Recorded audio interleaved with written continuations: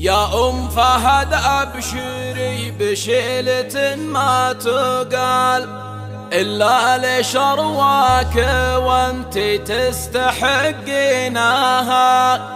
اي والله إن الأصيلة ما لها إلا الجزال، المدح ما نسخره إلا لأجل عيناها، المدح ما نسخره إلا لأجل عيناها.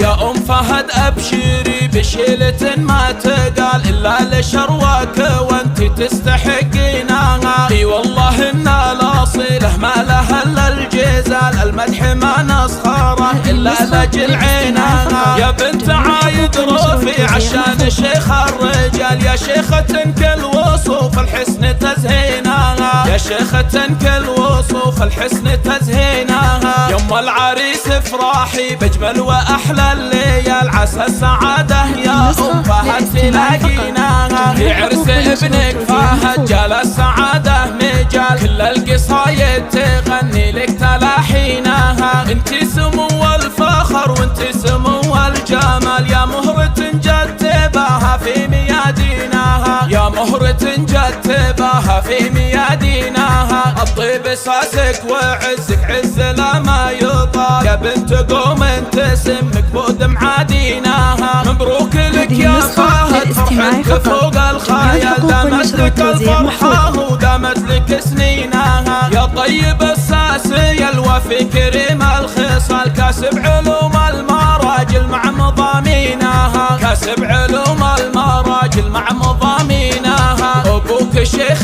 شاهر صيته بكبار الفعال، ابو فهد وقفته ترجح موازينها. اخوانك رجال لا عدوا قروم العيال، الطيب والفزعه هم دايم عناوينها. نوره وريم الخوات نبع الحلاوه دال المنال، ونوف كل منهن فارق بزينها، منال ونوف كل منهن فارق بزينها. وانتم سلاير بني خالد كرام السبال، امجادهم يفخر التاريخ بتدوينها. يا ام فهد ابشري بشيلة ما تقال إلا لشرواك وانتي تستحقينها. اي والله إن الأصيلة ما لها إلا الجزال، المدح ما نسخره إلا لأجل عينها. يا بنت عايد رفيع عشان شيخ الرجال، يا شيخة كل وصوف الحسن تزهينها، يا شيخة كل وصوف الحسن تزهينها. يم العريس افراحي بأجمل وأحلى الليال، عسى السعادة يا أم فهد تلاقيناها. في عرس ابنك فهد جال السعادة مجال، كل القصايد تغني لك تلاحينها. انتي سمو الفخر وانتي سمو الجمال، يا مهرة جتباها في ميادينها، يا مهرة جتباها في ميادينها. الطيب اساسك وعزك عز لا ما يطال، يا بنت قوم انت سمك بود معادينها. مبروك لك يا فهد فرحتك فوق الخيال، دامت لك الفرحة ودامت لك سنينها. يا طيب الساسي الوفي كريم الخصال، كاسب علوم المراجل مع مضامينها، كاسب علوم المراجل مع مضامينها. ابوك شيخ